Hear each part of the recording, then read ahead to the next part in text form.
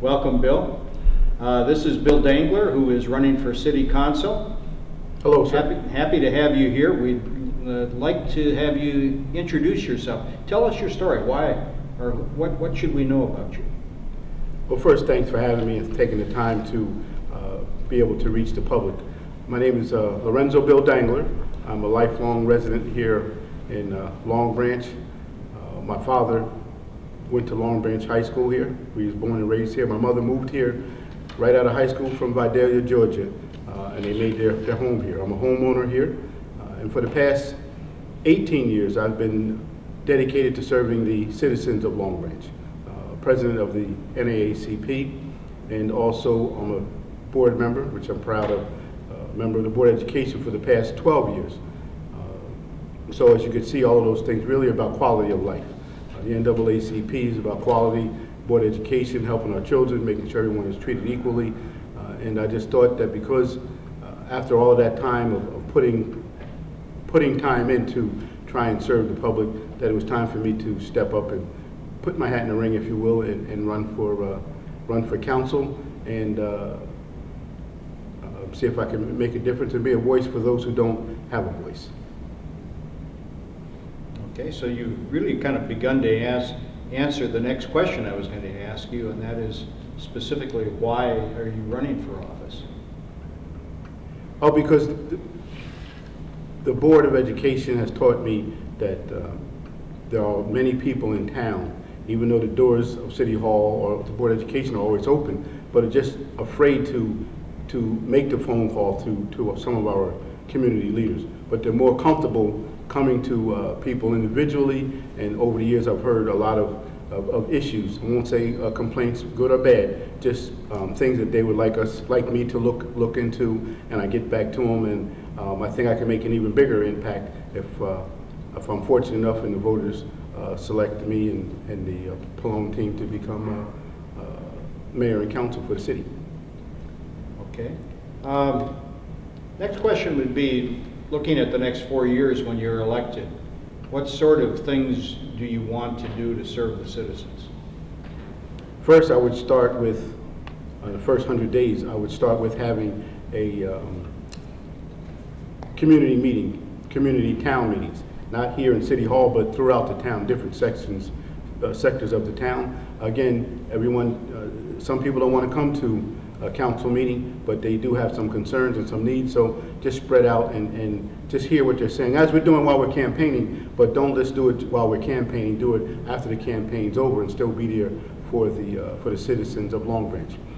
Also, I would like to, with our contracts, our union contracts, make sure that they are friendly contracts to the city. And when I say that, I mean, I would like for us to have in the regulations that they train and hire local. It's one thing to hire a local company. It's another thing to have that company hire a local. And that's important because, say Lower Broadway, I know it's an issue right now, but the issue that I have with it isn't the fact that there's nothing there. More so, the issue is when we start the construction, that's going to be a couple years of development. That's a couple years that some of our local people could earn a living and take care of their family. And so that's just a couple of things, and of course being financially responsible. Being a Board of Education, I'm on the Finance Committee. I'm also a part of the negotiating committee, and I'm a union member, so I sit on both sides of the fence over the years, which is important to me. So I understand when you come to the table, you have to be fair, but you also have to make sure that you won't put a heavy burden on the taxpayers. Okay. One question that comes to mind when you say that, and you're talking, I appreciate you talking about feasibility. How does City Council deal with builders to make sure that they follow through on your vision? I believe you could put a clause in there that if they do not, then they would lose the contract. If we don't hold them accountable, they'll just continue to do what they're doing, which is bringing outside help in to get the job done. And I don't really profess to the thought that because you are not union, you can't lift a brick, you can't lift that 2x4, you can't help and learn and get the trade that you need to become a union employee. And I don't want them, I've tried this before, I don't want them to sit in the union hall where you have to earn your card, to earn your number of hours before you go out. They take the senior person. As a union man, I understand that.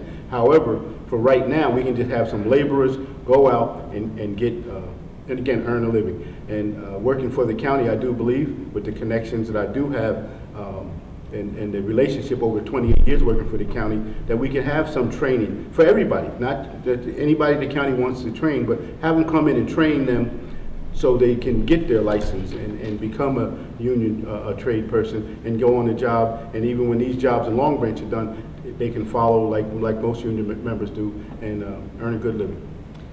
Okay.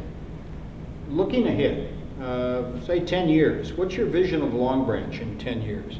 In 10 years, I want the rest of would like the rest of the city to look like the oceanfront. Now, I'm not talking about the big buildings and the expensive property, but the cleanliness of the city. I certainly would like that to come back to the way it was. I would like the friendliness of the city to come back. Not that we have any issues, so please don't misunderstand what I'm saying. I'm just saying that Long Branch is a family town, and it always has been. And we need to have that. There's a place for the oceanfront and for the big, nice townhouses and homes, but there's also some inclusion, and that's the one thing that's always been positive with me and why I made Long Branch my home. Okay, and you've got a few seconds left. Just make your final pitch to people why they should vote for you. Because we care. The Palome team for Long Branch, and Lorenzo, Bill Dangler, Anita Volt, Rose Wittes, Mary Jane Selly, Mario Vieira, we all care, we listen, we're all homegrown, and we're all indebted to what we believe in, which is being here for all the people. No matter who you are, no matter what your economic status is, we are here for you. Okay. Thank you very much, Bill. Thank you, sir. Looked over here a couple times, but I tried not to. No, that's okay. You focus well.